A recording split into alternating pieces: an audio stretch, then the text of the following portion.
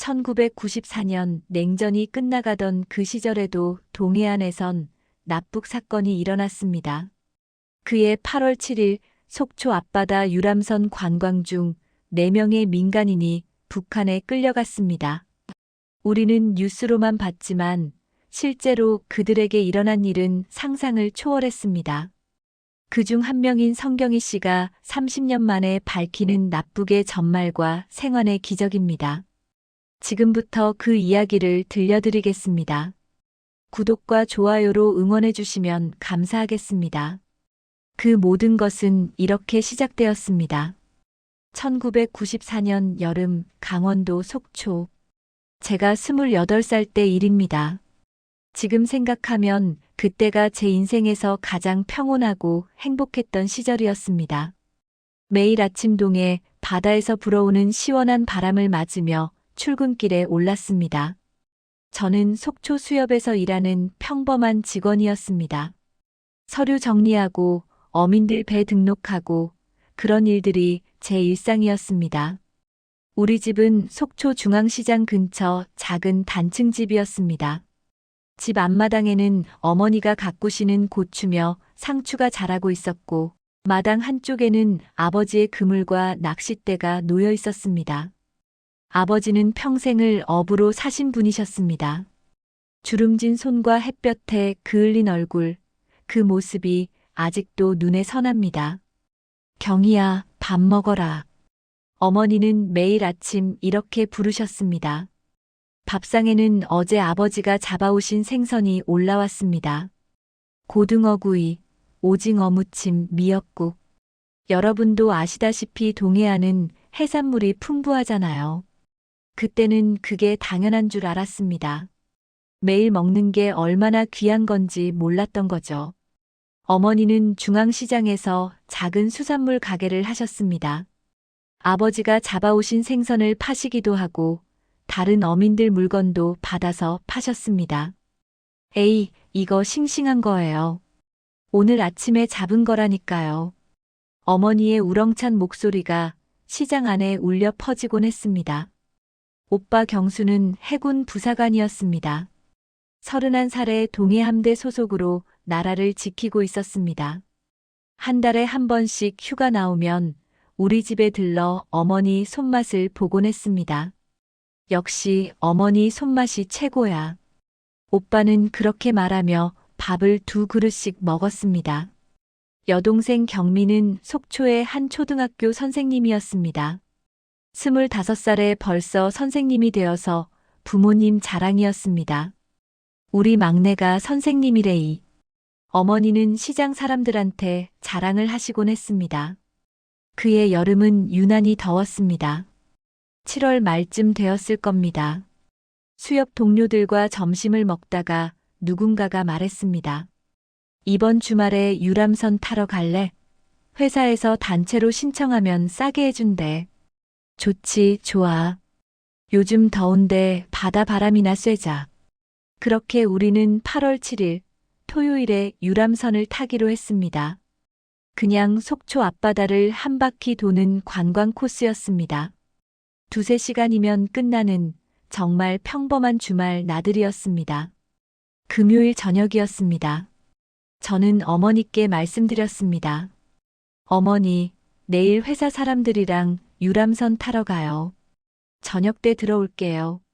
그래, 조심해서 다녀와라. 구명조끼 꼭 입고. 에이, 어머니. 제가 몇 살인데요. 걱정 마세요. 그때 제가 알았더라면. 그게 어머니와 나누는 마지막 평범한 대화가 될 줄 알았더라면. 아마 어머니를 더 꼭 안아드렸을 겁니다. 더 많은 말씀을 드렸을 겁니다. 하지만 그날 저녁, 저는 그저 평범한 28살 처녀였습니다. 내일 유람선 타는 게 기대되어 일찍 잠자리에 들었습니다. 방 창문으로 들리는 파도 소리를 들으며 잠이 들었습니다. 속초의 밤바다는 고요했습니다. 등대 불빛이 규칙적으로 돌아가고 어선들이 하나둘 불을 밝히며 돌아왔습니다. 아버지도 그날 늦게 들어오셨습니다. 오늘 고등어가 많이 잡혔구만. 아버지의 만족스러운 목소리가 마당에서 들려왔습니다. 그것이 제가 기억하는 마지막 평범한 밤이었습니다. 다음 날 아침 저는 유람선에 올랐고 그것은 제 인생을 완전히 바꾸어 놓았습니다. 30년이라는 긴 세월 동안 저는 그날 밤의 평온함을 그리워하게 되었습니다. 8월 7일 토요일 아침 10시였습니다. 속초항에는 주말을 즐기러 나온 사람들로 북적였습니다. 저와 동료 3명은 유람선 앞에 섰습니다. 하얀 페인트 칠이 된 작은 유람선이었습니다. 경희 씨, 구명조끼 입어요. 안전수칙이래요. 동료 미숙 씨가 주황색 구명조끼를 건네주었습니다. 저는 웃으며 받아 입었습니다. 그때만 해도 이 구명조끼가 제 목숨을 구하게 될 줄은 꿈에도 몰랐습니다. 자, 출발합니다. 선장의 우렁찬 목소리가 울려 퍼졌습니다. 유람선은 천천히 속초항을 벗어났습니다. 저는 난간에 기대어 바다를 바라봤습니다. 푸른 동에 바다가 눈부시게 빛났습니다. 멀리 설악산이 보였습니다. 야, 바람 시원하다. 동료들이 좋아하며 웃었습니다. 갈매기들이 배 주위를 맴돌았습니다. 정말 평화로운 오전이었습니다. 그때까지는 말이죠. 1시간쯤 지났을까요? 배는 속초에서 꽤 멀리 나와 있었습니다. 해안선이 아득하게 보였습니다. 그때였습니다. 저게 뭐지? 누군가가 가리키는 방향을 봤습니다. 회색빛 배 한 척이 빠르게 다가오고 있었습니다. 처음에는 고깃배인 줄 알았습니다. 하지만 가까워질수록 뭔가 이상했습니다. 저 배, 우리나라 배 아닌 것 같은데. 선장의 목소리가 떨리기 시작했습니다. 그리고 확성기 소리가 들려왔습니다. 알아듣기 힘든 말투였습니다. 배를 멈추시오. 즉시 멈추시오. 그 순간 저는 알았습니다. 북한 배였습니다. 여러분도 아시다시피 그 시절 동해안에선 이런 일이 종종 있었잖아요. 하지만 설마 우리가 당할 줄은 몰랐습니다. 타탕탕탕. 총성이 울렸습니다. 하늘로 쏘는 위협 사격이었지만 그 소리에 배 안은 아수라장이 되었습니다. 사람들이 비명을 지르며 배 바닥에 엎드렸습니다. 저도 본능적으로 몸을 숙였습니다. 심장이 터질 듯 뛰었습니다. 모두 가만히 있어. 저항하지 마. 선장이 외쳤습니다. 북한 경비정이 우리 배 옆에 바짝 붙었습니다. 군복을 입은 사람들이 자동 소총을 들고 우리 배로 넘어왔습니다. 전원 이쪽으로 모여라. 그들은 우리를 갑판 한쪽으로 몰았습니다. 20명 남짓한 승객들이 부들부들 떨며 모였습니다. 저도 동료들과 함께 서 있었습니다. 미숙 씨가 제 손을 꽉 잡았습니다. 그 손이 얼음장처럼 차가웠습니다. 신분증 내놔라. 전원. 그들은 우리 신분증을 걷어갔습니다. 저는 지갑에서 떨리는 손으로 주민등록증을 꺼냈습니다. 한 명 한 명 신분증을 확인하더니 저와 동료 3명을 가리켰습니다. 너희들 따로 나와. 왜요? 우리가 뭘 잘못했는데요? 미숙 씨가 울먹이며 물었습니다. 대답은 없었습니다. 그들은 우리 4명을 끌고 북한 배로 옮겼습니다. 다른 승객들은 그대로 남겨두고 말입니다. 안 돼요. 우리도 그냥 관광객이에요. 제가 소리쳤습니다. 하지만 소용없었습니다. 그들은 우리 눈을 검은 천으로 가렸습니다. 손도 뒤로 묶었습니다. 포승줄이 손목을 파고들었습니다. 조용히 해. 말 한마디만 더 하면 죽는다. 협박하는 목소리가 귓가에 속삭였습니다. 저는 이를 악물고 참았습니다. 눈을 가린 상태로 배 안 어딘가로 끌려갔습니다. 좁은 공간이었습니다. 기름 냄새와 녹슨 쇠 냄새가 코를 찔렀습니다. 엔진 소리가 커졌습니다. 배가 움직이기 시작했습니다. 어디로 가는 건지 알 수 없었습니다. 하지만 본능적으로 알았습니다. 북쪽으로 간다는 것을. 시간이 얼마나 지났을까요? 2시간, 3시간, 눈을 가리고 있으니 시간 감각이 없었습니다. 그저 배가 흔들리고 엔진 소리만 들렸습니다. 그 시간 동안 저는 생각했습니다. 어머니는 지금쯤 저녁 준비를 하고 계실 겁니다. 경희가 저녁 때 온다고 했는데 하시면서요. 아버지는 마당에서 그물을 손질하고 계실 겁니다. 저는 눈물이 났습니다. 하지만 눈을 가린 천 때문에 눈물이 흘러내리지도 못했습니다. 도착했다. 내려라. 배가 멈췄습니다. 우리는 끌려 나왔습니다. 눈을 가린 천을 벗겨주더군요. 눈이 부셨습니다. 주위를 둘러봤습니다. 낯선 항구였습니다. 북한 깃발이 펄럭이고 있었습니다. 원산항이었습니다. 저는 그때 알았습니다. 이제 제 인생은 끝났다고. 28살 청춘이 그렇게 한순간에 무너져 내렸습니다. 원산항에서 트럭에 실렸습니다. 우리 4명은 짐짝처럼 트럭 뒤에 태워졌습니다. 군인 2명이 총을 들고 감시했습니다. 트럭은 비포장도로를 달렸습니다. 몸이 사정없이 흔들렸습니다. 몇 시간을 달렸을까요? 해가 지고 어두워졌습니다. 트럭이 멈췄습니다. 높은 담장과 철조망이 보였습니다. 평양 외곽의 어느 수용시설이었습니다. 내려라. 우리는 건물 안으로 끌려갔습니다. 좁은 복도, 차가운 시멘트 바닥, 형광등 불빛. 각자 다른 방에 분리되었습니다. 저는 작은 방 하나에 갇혔습니다. 사방이 회색 벽이었습니다. 창문도 없었습니다. 앉아라. 조사가 시작되었습니다. 이름, 나이, 직업, 가족사항. 모든 것을 물었습니다. 저는 떨리는 목소리로 대답했습니다. 성경이 28살 수협 직원입니다. 가족은 아버지, 어머니, 오빠, 여동생이 있습니다. 오빠가 군인이라고? 예. 해군입니다. 그들은 메모를 했습니다. 제 대답 하나하나가 기록되었습니다. 조사는 며칠 동안 계속되었습니다. 같은 질문을 반복해서 물었습니다. 제가 거짓말을 하는지 확인하려는 것 같았습니다. 너희들은 이제 공화국의 품에 안긴 것이다. 잘 따르면 대우를 받을 것이고 거역하면 죽는다. 협박이었습니다. 하지만 저는 반항할 힘도 없었습니다. 하루 2끼 주는 밥은 옥수수죽이었습니다. 양도 적었습니다. 금방 배가 고파졌습니다. 한 달쯤 지났을 무렵이었습니다. 저를 다른 곳으로 데려갔습니다. 평양 시내의 어느 건물이었습니다. 외국어 학원이라는 간판이 붙어 있었습니다. 너는 여기서 교양원으로 일하게 될 것이다. 책임자가 말했습니다. 교양원이라는 건 쉽게 말해 선생님 같은 거였습니다. 남한 출신이니까 남한 말투를 가르치라는 거였습니다. 남조선 방언과 억양을 정확히 가르쳐야 한다.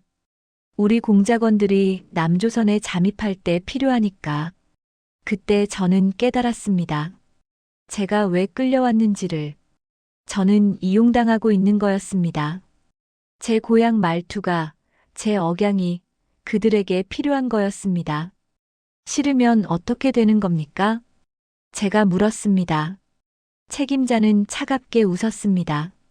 싫다는 선택지는 없다. 여긴 공화국이다. 저는 작은 방 하나를 배정받았습니다. 3평도 안 되는 방이었습니다. 침대 하나, 책상 하나, 그게 전부였습니다. 창문은 있었지만 철창이 쳐져 있었습니다. 매일 아침 6시에 기상 나팔이 울렸습니다. 세수하고 아침 조회에 참석했습니다. 그리고 수업 준비를 했습니다. 제가 가르쳐야 할 학생들은 20, 30대 젊은이들이었습니다. 모두 공작원 훈련을 받는 사람들이었습니다. 선생님, 가방을 남조선 사람들은 어떻게 발음합니까? 가방이라고 하면 됩니다. 억양은 이렇게요. 저는 매일 이런 식으로 가르쳤습니다. 나만 말투, 나만 문화, 나만 생활 방식. 제가 고향에서 당연하게 살았던 모든 것이 여기서는 간첩 교육 자료가 되었습니다. 밤이 되면 저는 혼자 방에 누워 울었습니다. 어머니 생각, 아버지 생각이 났습니다. 지금쯤 저를 찾고 계실까요? 실종 신고를 하셨을까요? 오빤 해군이니까 동해안을 뒤지고 있을까요? 경희야, 어디 있니? 제발 살아서 돌아와라. 어머니의 목소리가 귓가에 들리는 것 같았습니다. 저는 베개를 붙잡고 소리 없이 울었습니다. 소리를 내면 감시하는 사람들이 듣습니다. 여긴 어디서나 귀가 있고 눈이 있었습니다. 겨울이 왔습니다. 첫 겨울이었습니다. 북한의 겨울은 매서웠습니다. 난방도 제대로 안 되었습니다. 저는 이불을 뒤집어 쓰고 떨었습니다. 고향 집 아랫목이 그리웠습니다. 어머니가 끓여주시던 따뜻한 미역국이 그리웠습니다. 어느 날이었습니다. 복도에서 소란이 일었습니다. 나가보니 사람들이 모여 있었습니다. 탈출하려던 놈을 잡았대. 누군가가 속삭였습니다. 며칠 뒤 우리는 모두 운동장에 소집되었습니다. 그 사람이 끌려 나왔습니다. 40살쯤 되어 보이는 남자였습니다. 반역자는 이렇게 처리한다. 총성이 울렸습니다. 저는 눈을 감았습니다. 하지만 귀를 막을 수 없었습니다. 그 소리는 지금도 잊히지 않습니다. 그날 밤 저는 결심했습니다. 여기서 탈출하려 들면 안 된다고. 살아남아야 한다고. 언젠가는 기회가 올 거라고. 그때까지 버텨야 한다고. 그렇게 첫 해가 지나갔습니다. 1994년이 끝나고 1995년이 왔습니다. 저는 아직도 평양에 있었습니다. 29살이 되었습니다. 고향은 점점 멀어지는 것 같았습니다. 1년이 지나고 2년이 지났습니다. 3년, 5년, 10년. 세월은 물처럼 흘러갔습니다. 아니, 어쩌면 물보다 더 천천히 흘러간 것 같았습니다. 매일 아침은 똑같았습니다. 6시 기상 나팔, 세수, 조회, 수업 준비. 저는 외국어 학원 교양원이었습니다. 공작원들에게 남한 말투를 가르쳤습니다. 1년에 2~3번씩 새로운 학생들이 왔습니다. 저는 똑같은 내용을 반복해서 가르쳤습니다. 택시를 탈 때 남조선 사람들은 이렇게 말합니다. 아저씨, 명동까지 가주세요. 학생들은 제 말투를 따라했습니다. 저는 그들의 억양을 고쳐주었습니다. 제가 무슨 짓을 하고 있는 건지 알았습니다. 저는 고향을 배신하고 있었습니다. 하지만 거부하면 죽습니다. 저는 살고 싶었습니다. 감시는 늘 있었습니다. 방에도, 복도에도, 교실에도, 어디든 감시하는 눈이 있었습니다. 저는 조심해야 했습니다. 말 한마디, 행동 하나까지. 그래도 저는 방법을 찾았습니다. 매일 밤 불을 끄고 나면 저는 작은 공책을 꺼냈습니다. 칠흑 같은 어둠 속에서 손으로 더듬으며 글을 썼습니다. 일기였습니다. 2005년 3월 21일. 오늘도 수업을 했다. 어머니, 아버지, 오빠, 동생. 보고 싶다. 매일 밤 가족 이름을 썼습니다. 잊지 않기 위해서였습니다.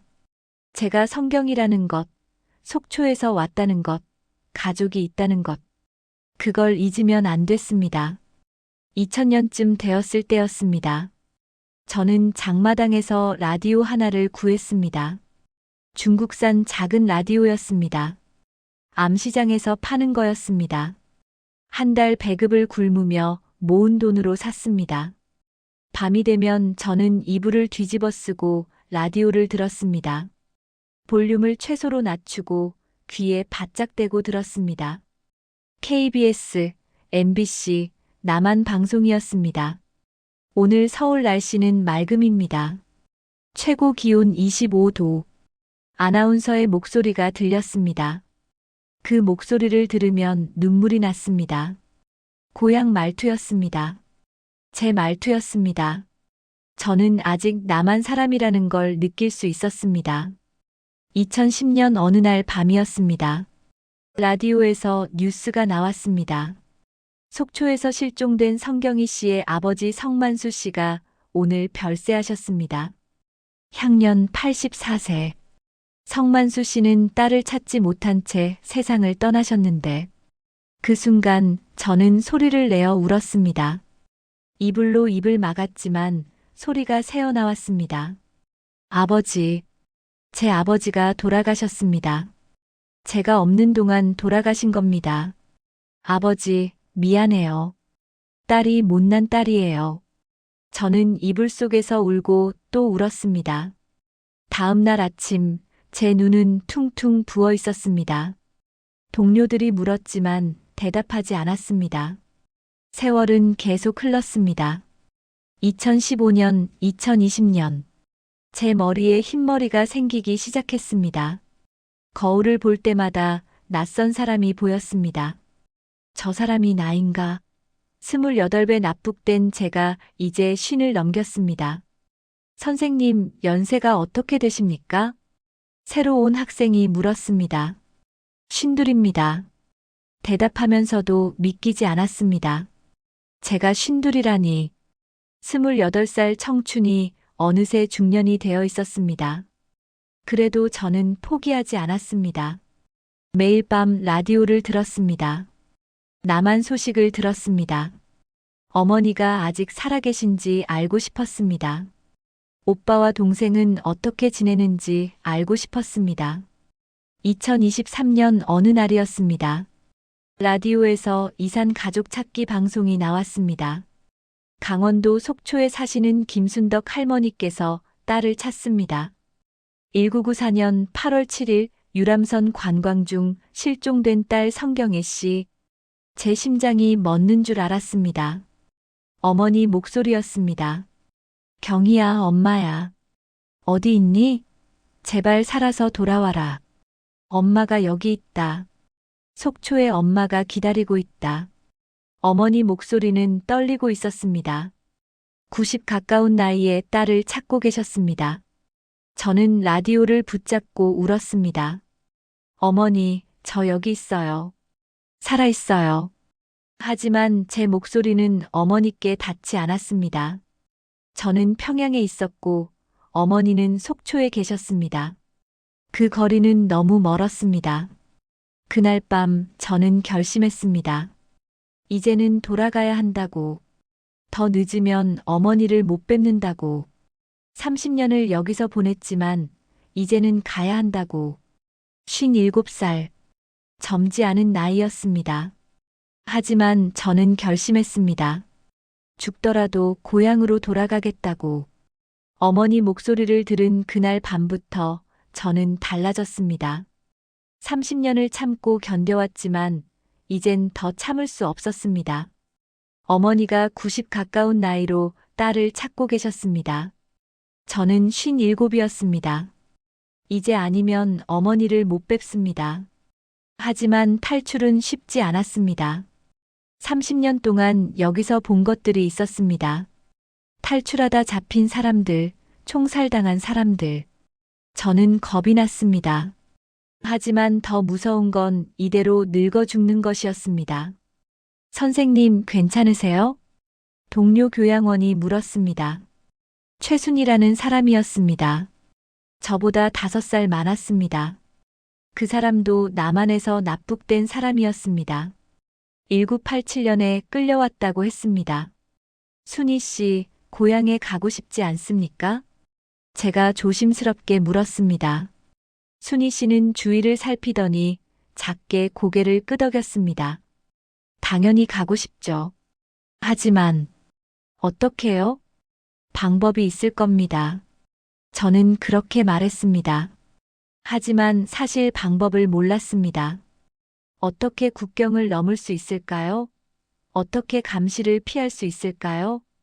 2024년 초 기회가 왔습니다. 장마당에 가게 되었습니다. 생필품을 사러 가는 길이었습니다.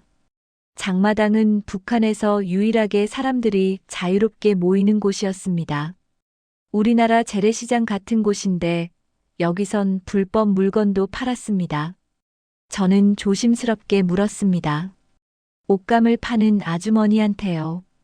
혹시 중국 가는 방법 아십니까? 아주머니는 제 얼굴을 빤히 쳐다봤습니다. 그러더니 작은 쪽지를 건넸습니다. 이 사람 찾아가 보세요. 조심하고요. 그게 브로커였습니다. 돈을 받고 사람들을 국경 너머로 보내주는 사람이었습니다. 저는 떨리는 손으로 그 사람을 찾아갔습니다. 얼마나 있습니까? 브로커가 물었습니다. 거의 없습니다. 하지만 모을 수 있습니다. 3,000달러 필요합니다. 중국 돈으로 3,000달러. 엄청난 돈이었습니다. 제가 한 달에 받는 배급으로는 평생 걸려도 모을 수 없는 돈이었습니다. 시간을 주십시오. 1년만요. 저는 간청했습니다. 브로커는 고개를 끄덕였습니다. 1년 후 다시 오세요. 그날부터 저는 돈을 모았습니다. 배급을 팔았습니다. 굶으면서 모았습니다. 제가 가진 물건들을 다 팔았습니다. 이불도 옷도 신발도 외국어 학원에서 받는 소량의 월급도 한 푼도 쓰지 않고 모았습니다. 순희 씨가 도와주었습니다. 그 사람도 돈을 모았습니다. 함께 탈출하기로 했습니다. 같이 가요, 경희 씨. 둘이서 가면 더 안전할 겁니다. 우리는 1년 동안 준비했습니다. 하지만 그해 가을 사건이 일어났습니다. 순희 씨가 먼저 탈출을 시도했습니다. 제게 말도 없이 혼자 떠났습니다. 아마 저를 위험에 빠뜨리고 싶지 않았던 것 같습니다. 하지만 순희 씨는 잡혔습니다. 국경에서 잡혔습니다. 일주일 후 우리는 또 운동장에 소집되었습니다. 순희 씨가 끌려 나왔습니다. 온몸에 멍이 들어 있었습니다. 고문을 당한 것이었습니다. 반역자에게 자비는 없다. 저는 눈을 감았습니다. 하지만 총소리는 들었습니다. 순희 씨는 그렇게 갔습니다. 함께 가자던 그 사람이, 고향으로 돌아가고 싶다던 그 사람이. 그날 밤 저는 방에서 떨었습니다. 공포 때문이었습니다. 순희 씨처럼 저도 죽을 수 있다는 공포. 하지만 동시에 결심도 더 단단해졌습니다. 순희 씨, 미안해요. 제가 대신 가겠습니다.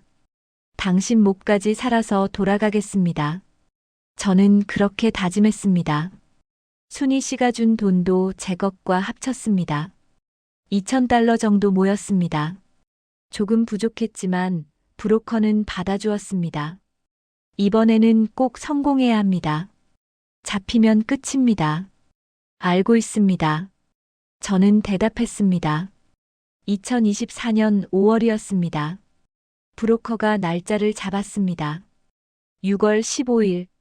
그날 함경북도 회령으로 가라고 했습니다. 저는 짐을 챙겼습니다. 챙길 것도 없었습니다. 30년 동안 쓴 일기장 하나. 그것만 챙겼습니다. 제 인생이 거기 다 있었습니다. 떠나기 전날 밤 저는 평양 하늘을 봤습니다. 별이 보였습니다. 속초에서 보던 그 별이었습니다. 어머니, 이제 갑니다. 살아서 뵙겠습니다. 저는 그렇게 중얼거렸습니다. 57살 늙은 몸이었지만 저는 가야 했습니다. 죽더라도 고향으로 가야 했습니다. 2024년 6월 15일 드디어 그날이 왔습니다. 아침 일찍 저는 평양역에서 기차를 탔습니다. 함경북도 회령으로 가는 기차였습니다. 출장 서류를 위조해서 만들었습니다. 브로커가 준 것이었습니다. 교양원 성경이 회령 외국어 분교 출장. 검문소에서 서류를 보여주었습니다. 손이 떨렸지만 최대한 태연한 척했습니다. 군인이 서류를 확인하더니 고개를 끄덕였습니다. 가시오. 저는 기차에 올랐습니다. 심장이 터질 것 같았습니다. 하지만 돌이킬 수 없었습니다. 이제 시작이었습니다. 기차는 하루 종일 달렸습니다. 평양에서 회령까지는 멀었습니다. 창밖으로 산과 들이 보였습니다. 가난한 마을들이 보였습니다. 30년 동안 봐온 풍경이었습니다. 해가 질 무렵 회령역에 도착했습니다. 저는 여관으로 갔습니다. 브로커가 알려준 곳이었습니다. 방을 잡고 기다렸습니다. 밤 10시쯤 문을 두드리는 소리가 났습니다. 들어오세요. 문이 열렸습니다. 낯선 남자가 들어왔습니다. 40대쯤 되어 보였습니다. 저를 따라오십시오. 지금 바로요. 지금요? 한밤중인데요. 국경 경비가 교대하는 시간입니다. 지금이 기회입니다. 저는 일기장을 품에 넣었습니다. 그리고 그 사람을 따라 나섰습니다. 밤거리는 어두웠습니다. 가로등도 거의 없었습니다. 우리는 1시간쯤 걸었습니다. 마을을 벗어나 들판을 지났습니다. 숨소리만 들렸습니다. 저는 헐떡였습니다. 57살 나이에 밤길을 걷는 게 쉽지 않았습니다. 저기 강이 보입니다. 두만강입니다. 브로커가 가리켰습니다. 어둠 속에서 강물 소리가 들렸습니다. 콸콸콸. 물소리가 가슴을 울렸습니다. 저 강만 건너면 중국입니다. 저 강만 건너면 자유입니다. 준비하십시오. 옷을 벗어야 합니다. 네. 젖은 옷을 입고는 못 갑니다. 감기 걸려 죽습니다. 저는 옷을 벗었습니다. 속옷만 남겼습니다.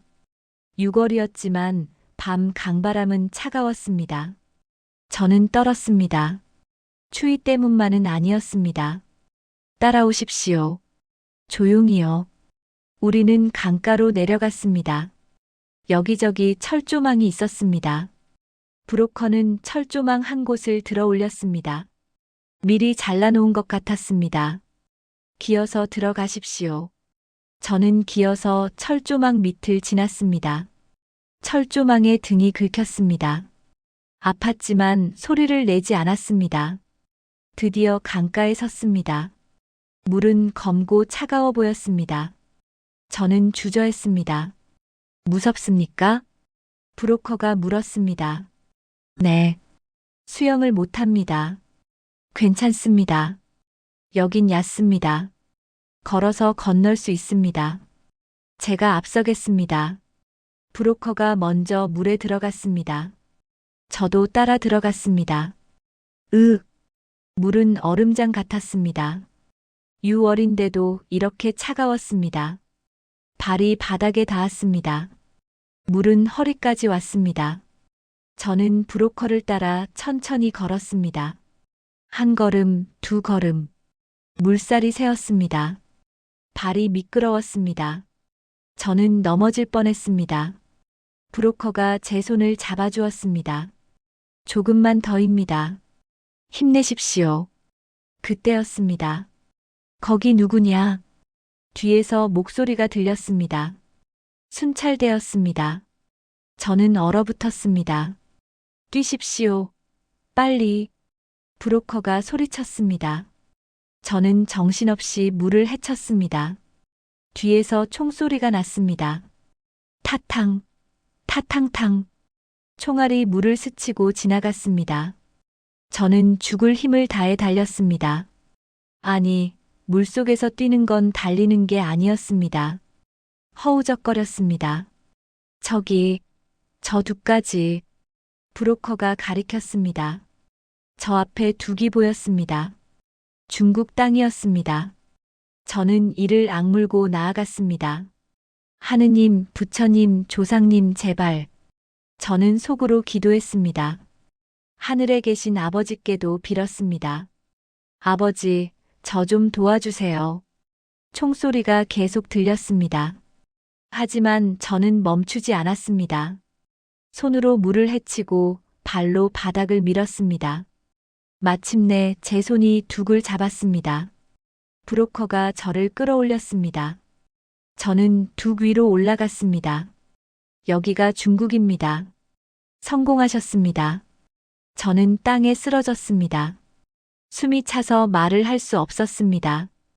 온몸이 떨렸습니다. 추위 때문인지 공포 때문인지 알 수 없었습니다. 뒤를 돌아봤습니다. 두만강 건너편에 순찰대의 손전등 불빛이 보였습니다. 하지만 그들은 더 이상 쫓아오지 않았습니다. 여긴 중국이었습니다. 입으십시오. 브로커가 옷을 건넸습니다. 저는 떨리는 손으로 옷을 입었습니다. 그리고 다시 두만강을 봤습니다. 30년 만이었습니다. 30년 만에 저는 북한을 벗어났습니다. 눈물이 났습니다. 기쁨의 눈물인지 슬픔의 눈물인지 알 수 없었습니다. 가십시다. 아직 안전하지 않습니다. 브로커가 재촉했습니다. 저는 일어섰습니다. 중국 땅을 밟으며 걸었습니다. 자유를 향해 걸었습니다. 중국 땅에 발을 디뎠지만 안전하지 않았습니다. 여기도 위험했습니다. 중국 공안에 잡히면 북한으로 송환됩니다. 북송되면 끝입니다. 죽음밖에 없습니다. 브로커는 저를 한 집으로 데려갔습니다. 새벽 2시쯤이었습니다. 작은 농가였습니다. 문을 두드리자 할머니 한 분이 나왔습니다. 조선족이었습니다. 또 오셨구만. 들어오세요. 할머니는 저를 안으로 들였습니다. 방 하나를 내주셨습니다. 따뜻한 방이었습니다. 온돌이 있었습니다. 30년 만에 느껴보는 따뜻한 온돌이었습니다. 할머니, 감사합니다. 괜찮아요. 우린 같은 핏줄 아닙니까? 못 사는 사람들 도와야지요. 할머니는 밥을 주셨습니다. 하얀 쌀밥이었습니다. 김치도 있었습니다. 저는 울면서 밥을 먹었습니다. 30년 만에 먹어보는 제대로 된 밥이었습니다. 천천히 드세요. 체하겠어요. 할머니가 등을 쓰다듬어 주셨습니다. 저는 할머니 손을 잡았습니다. 할머니, 정말 고맙습니다. 아이고, 됐어요. 어서 잡수세요. 저는 그 집에서 2달을 숨어 지냈습니다. 낮에는 방 안에만 있었습니다. 밖에 나가면 안 됐습니다. 중국 공안이 순찰을 돌았습니다. 탈북자를 찾는 거였습니다. 그 2달 동안 저는 회복했습니다. 제대로 밥을 먹고 따뜻한 곳에서 자니 기력이 돌아왔습니다. 할머니는 저를 딸처럼 돌봐주셨습니다. 할머니도 북에 고향이 있지요? 제가 물었습니다. 있지요. 함경도 청진이 고향이에요. 하지만 이제 갈 수 없어요. 다 옛날 이야기예요. 할머니 눈에 눈물이 맺혔습니다. 여러분도 아시다시피 조선족들은 우리와 같은 민족이잖아요. 그분들도 고향을 그리워하십니다. 8월쯤 되었을 때 한국 목사님이 오셨습니다. 탈북자들을 돕는 분이었습니다. 성경희 씨, 이제 한국으로 가실 수 있습니다. 저희가 도와드리겠습니다. 목사님은 길을 알려주셨습니다. 중국에서 바로 한국으로는 갈 수 없었습니다. 동남아시아를 거쳐야 했습니다. 라오스로 가라고 하셨습니다. 라오스 한국 대사관에 가시면 됩니다. 거기서 신원을 확인하면 한국으로 갈 수 있습니다. 얼마나 걸립니까? 한 달쯤요. 힘들지만 꼭 버티셔야 합니다. 저는 고개를 끄덕였습니다. 30년을 버텼는데 한 달쯤이야. 8월 15일 저는 다시 길을 떠났습니다. 할머니께 인사를 드렸습니다. 할머니, 은혜 잊지 않겠습니다. 아이고 무슨. 잘 가요. 부디 무사히 고향에 가시길. 할머니는 제 손을 꼭 잡아주셨습니다. 저는 그 따뜻한 손을 기억합니다. 브로커들이 저를 차에 태웠습니다. 가짜 신분증을 만들어 주었습니다. 중국 조선족 신분증이었습니다. 이걸 가지고 가십시오. 검문에 걸리면 보여주시고요. 우리는 남쪽으로 내려갔습니다. 기차를 타고 버스를 타고 때로는 걸어서 며칠을 이동했습니다. 58살 나이에 이 먼 길을 가는 게 쉽지 않았습니다. 다리가 아팠습니다. 허리도 아팠습니다. 할머니, 괜찮으세요? 함께 가는 젊은 탈북자가 물었습니다. 20대쯤 되어 보였습니다. 괜찮아요. 이 정도는 아무것도 아니에요. 저는 웃으며 대답했습니다. 30년을 버텼는데 이 고생쯤이야. 중국과 라오스 국경을 넘을 때가 가장 무서웠습니다. 밤에 몰래 넘었습니다. 또 철조망을 기어서 넘었습니다. 또 강을 건넜습니다. 메콩강이었습니다. 마침내 라오스 땅에 도착했습니다. 그리고 한국 대사관을 찾아갔습니다. 9월 초였습니다. 저는 대한민국 국민입니다. 1994년에 납북되었습니다. 대사관 직원이 놀란 표정으로 저를 봤습니다. 납북자라고요? 네. 성경희입니다. 강원도 속초 출신입니다. 직원은 서류를 확인했습니다. 컴퓨터를 검색했습니다. 그러더니 고개를 끄덕였습니다. 기록이 있습니다. 성경희 씨 1994년 8월 7일 실종. 맞으시죠? 네, 맞습니다. 저는 울음이 터져 나왔습니다. 30년 만에 제 이름이 불렸습니다. 대한민국 국민으로서 제 이름이. 이제 집으로 가실 수 있습니다. 직원이 말했습니다. 저는 그 자리에 주저앉아 울었습니다. 목 놓아 울었습니다. 어머니, 이제 갑니다. 이제 뵐 수 있습니다. 보름쯤 뒤 저는 비행기를 탔습니다. 한국행 비행기였습니다. 창밖으로 구름이 보였습니다. 하얀 구름 위를 날아갔습니다. 30년의 악몽이 끝나고 있었습니다. 저는 고향으로 돌아가고 있었습니다. 2024년 9월 20일 인천공항에 도착했습니다. 비행기 문이 열렸습니다. 저는 떨리는 다리로 내렸습니다. 30년 만에 밟는 대한민국 땅이었습니다. 어서 오십시오. 집에 오신 걸 환영합니다. 공항 직원이 말했습니다. 그 말에 저는 눈물이 쏟아졌습니다. 집. 그래요, 저는 집에 온 겁니다. 입국장을 나서자 사람들이 보였습니다. 그 중에 한 분이 제게 달려왔습니다. 백발이 성성한 할머니였습니다. 하지만 저는 한눈에 알아봤습니다. 어머니, 경희야, 내 딸. 어머니는 저를 끌어안았습니다. 88세 어머니였습니다. 작아지신 몸이었습니다. 하지만 저를 안는 힘은 여전히 강했습니다. 엄마, 미안해요. 늦었어요.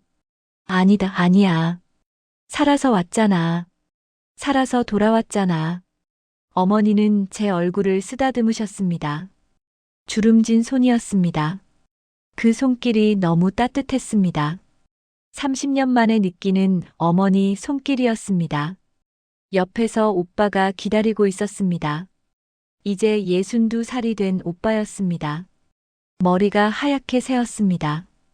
경희야, 오빠야. 오빠. 우리는 말없이 껴안았습니다. 오빠도 울었습니다. 동생 경미도 왔습니다. 이제 56살이 된 동생이었습니다. 언니, 정말 언니가 맞아? 그래, 나야. 경미야. 우리는 공항에서 한참을 울었습니다. 30년의 세월이 눈물로 흘러내렸습니다. 집으로 가는 길이었습니다. 차를 타고 속초로 향했습니다. 창밖을 보니 눈이 휘둥그레졌습니다. 세상에, 이게 대한민국입니까? 고층 건물들이 즐비했습니다. 하늘을 찌를 듯한 아파트들이 늘어서 있었습니다. 1994년에는 없던 풍경이었습니다. 차가 이렇게 많아요? 도로는 차로 가득했습니다. 30년 전에는 이렇지 않았습니다. 모든 게 변해 있었습니다. 우리나라 많이 발전했지. 경희, 내가 없던 동안 정말 많이 변했어. 오빠가 말했습니다. 저는 창밖을 계속 봤습니다. 낯설었지만 반가웠습니다. 이게 제 나라였습니다. 속초에 도착했습니다. 고향 마을도 많이 변해 있었습니다. 옛날 단층 집들은 사라지고 새 건물들이 들어서 있었습니다. 여기가 우리 집 있던 곳이에요? 그래. 지금은 아파트가 됐지. 우린 저기 산다. 새로 지은 아파트였습니다. 하지만 중앙시장은 그대로 있었습니다. 어머니가 가게 하시던 그 시장이었습니다. 바다 가보자. 오빠가 저를 데리고 바닷가로 갔습니다. 동해 바다였습니다. 파도 소리가 들렸습니다. 갈매기가 날았습니다. 바다는 그대로네요. 그래, 바다만은 그대로야. 경희, 내가 보던 그 바다. 저는 파도를 보며 울었습니다. 30년 전 이 바다를 보며 유람선을 탔습니다. 그리고 돌아오지 못했습니다. 하지만 이제 돌아왔습니다. 다음 날 우리는 아버지 산소에 갔습니다. 속초 뒷산 묘지였습니다. 아버지, 경희 왔어요. 딸이 돌아왔어요. 저는 산소 앞에 절을 했습니다. 이마가 땅에 닿았습니다.